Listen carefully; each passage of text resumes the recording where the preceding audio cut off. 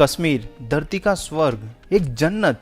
लेकिन ऐसा क्या है कि लोग 2 बार सोचते हैं यहाँ आने से पहले। इस वीडियो में हम कश्मीर के कुछ मोस्ट पॉपुलर प्लेसेस को विजिट करेंगे, ट्रांसपोर्टेशन, होटल्स, फूड्स के एक्सपेंसेस के बारे में भी डिस्कस करेंगे और कुछ स्कैम्स के बारे में भी बात करेंगे। एक गारंटी मैं आपको जरूर दूंगा, अगर आप ये वीडियो कंप्लीट देख लोगे तो आप अपनी कश्मीर की ट्रिप बहुत ही बेहतर तरीके से प्लान कर पाओगे।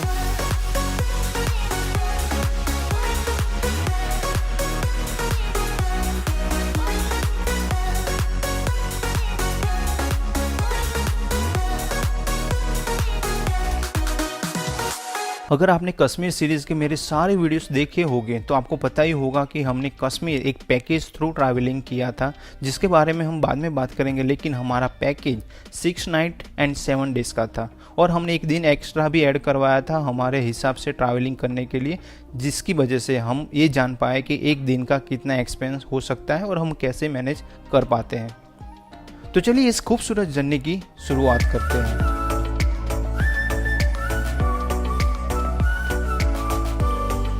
First week of June 2022 Ahmedabad से बाय राजधानी एक्सप्रेस हम दिल्ली पहुंचे, जिसकी टिकट पर पर्सन करीबन 2400 रुपये थी।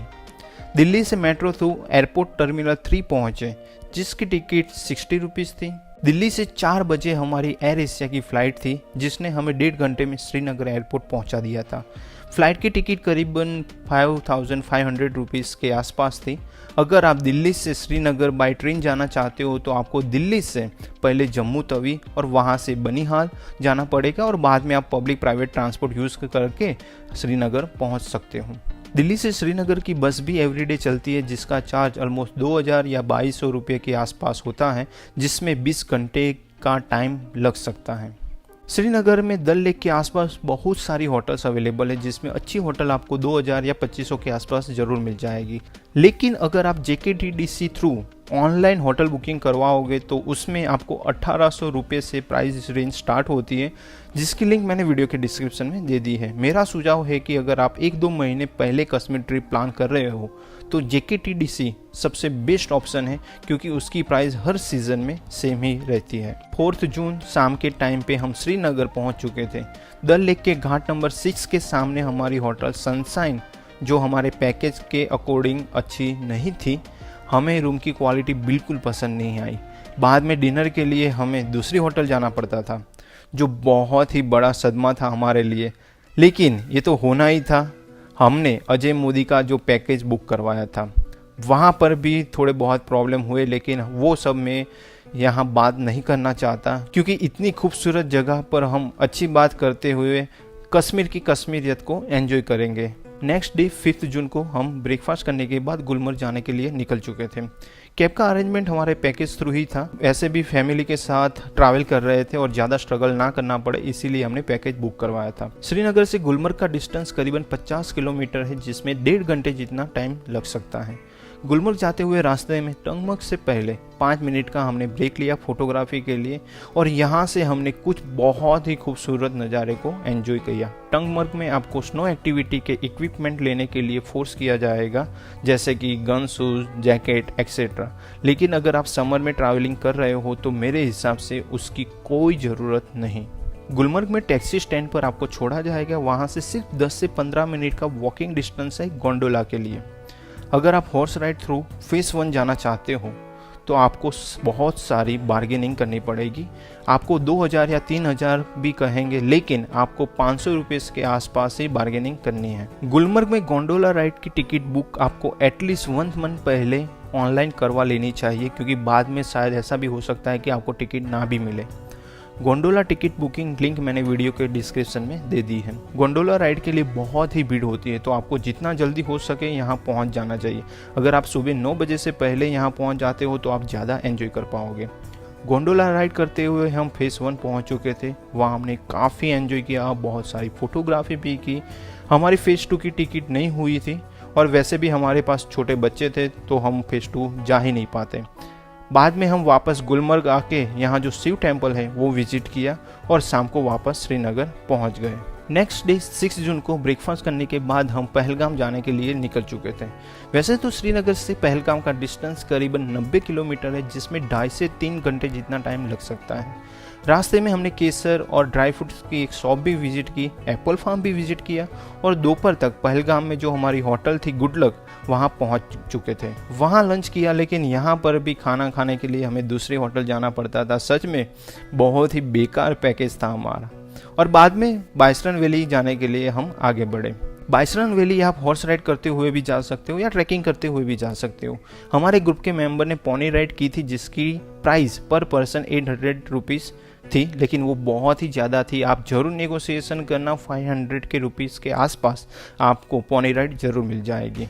लेकिन मैं अकेला ट्रैकिंग करते हुए आगे बढ़ा और बहुत सारा एंजॉय करते हुए मिनी स्विट्ज़रलैंड मतलब बाइसरन वैली पहुंच चुका था, जिसमें मुझे करीबन 1 घंटे जितना टाइम लगा था।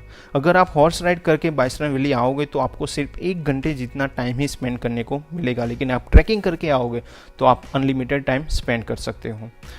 तो आप जब पोनी राइड करो तो ये बात ज़रूर क्लैरिफाई कर लेना कि आपको बाइसरन वैली में कितना टाइम स्पेंड करने को मिलेगा।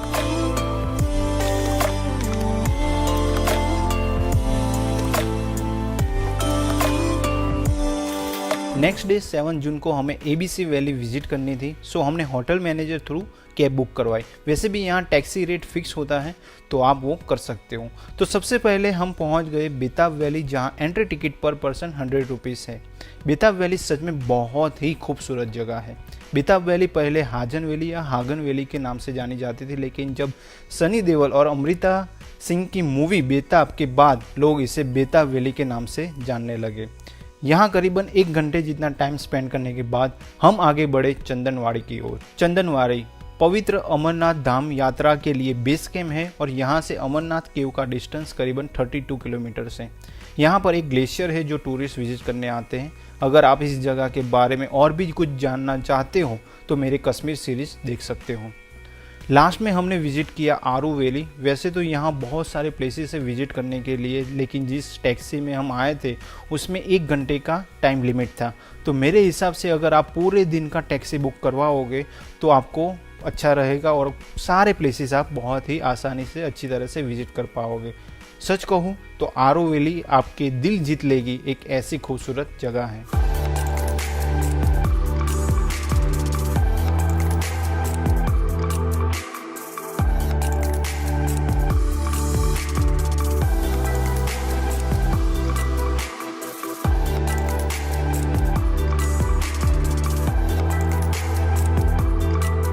शाम को वापस होटल आने के बाद हम पहलगाम विलेज एक्सप्लोर करने निकले और ये हमारा सबसे अच्छा समय था जो हमने पहलगाम में बिताया था। नेक्स्ट डे 8 जून को हम पहलगाम से दोपहर को श्रीनगर पहुंचे। अब अजय मोदी के पैकेज का सबसे बड़ा प्रॉब्लम ये था कि इस दिन हमारी हाउस बोट तो बुक थी ही, लेकिन अगर हम लंच करने के लिए हाउस बोट जाए तो वापस श्रीनगर साइट सीइंग करने के लिए वापस नहीं आ सकते थे। तो हमें लंच बाहर करना पड़ा और बाद में हमने साइट सीइंग किया, जहाँ पे पहले हम शंकराचार्य टेम्पल विजिट किया, जहाँ से आप महादेव जी के दर्शन करने के बाद पूरे श्रीनगर का बहुत ही खूबसूरत नज़ारा देख सकते हो।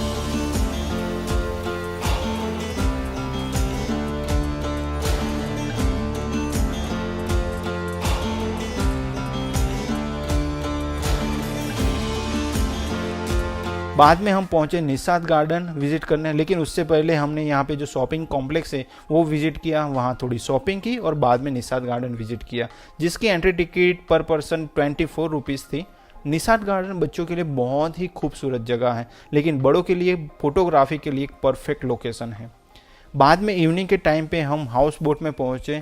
यहाँ पर भी हमें खाना खाने के लिए दूसरी ही हाउस बोट में जाना पड़ता था। सच में बहुत ही बड़ी भूल की थी हमने अजय मोदी का पैकेज लेके। नेक्स्ट डे 9 जून ब्रेकफास्ट करने के बाद हम सोनमर्ग जाने के लिए निकल चुके थे।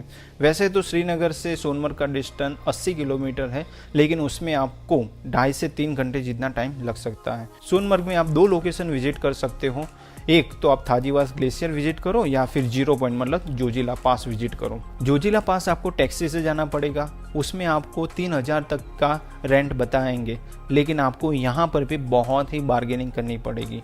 यहाँ पर भी आपको फिक्स रेट गवर्नमेंट रेट के नाम से लूटा जाएगा। हमने सोनमर्ग में थाजीवास ग्लेशियर विजिट किया था। हमारे ग्रुप के मेंबर ने पोनी राइड की थी, जिसका हमने पर पर्सन 700 रुपीज़ पे किया था। मैं अकेला ट्रैकिंग करते हुए सिर्फ 1 घंटे में थाजीवास ग्लेशियर पहुँच चुका था। सोनमर्ग में अगर आपके पास समय हो और आप ट्रैकिंग करने के लिए कैपेबल हो तो आपको चलते हुए ही जाना चाहिए। आपके रास्ते में इतने सारे खूबसूरत नज़ारे आएंगे कि आप वही देख के खुश हो जाओगे। तो वहाँ पे ट्रैकिंग ज़रूर करना।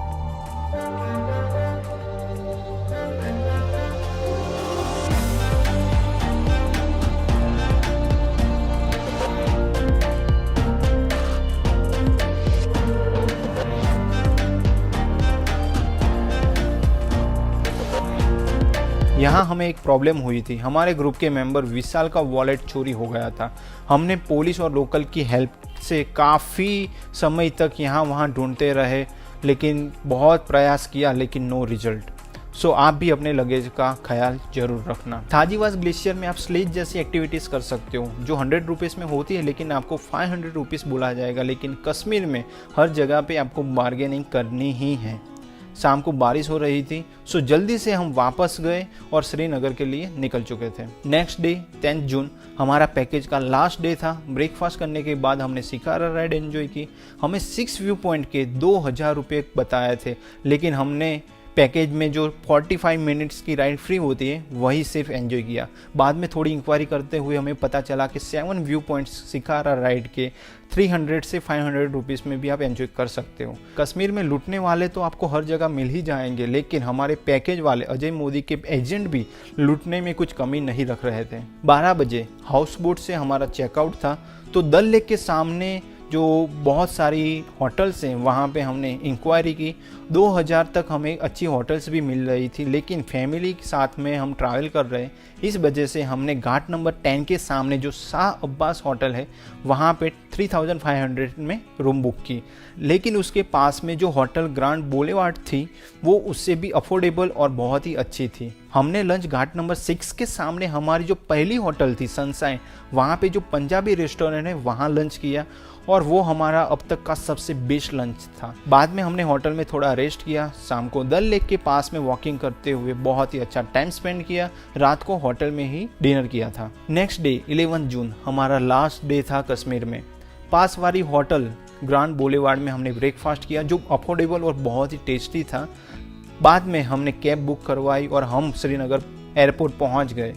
वहां से हमारी 11:30 बजे की फ़्लाइट थी दिल्ली के लिए।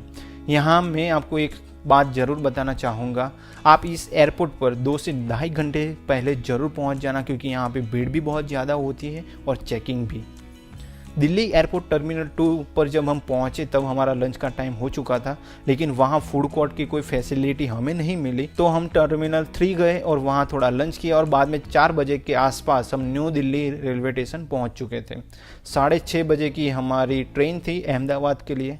कश्मीर के सुहाने मौसम में इतना सारा टाइम स्पेंड करने के बाद दिल्ली में हमें बहुत ही गर्मी लग रही थी।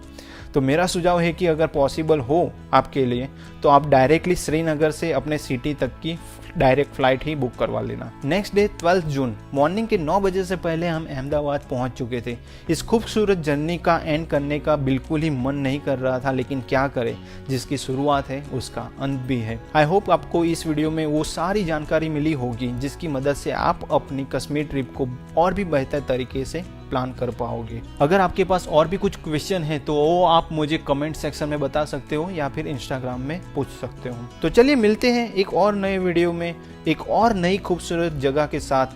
तब तक अपना ख्याल रखिए and save nature, save water, take care, bye bye. Thank you for watching this video and do not forget to like, comment, share and subscribe to our channel.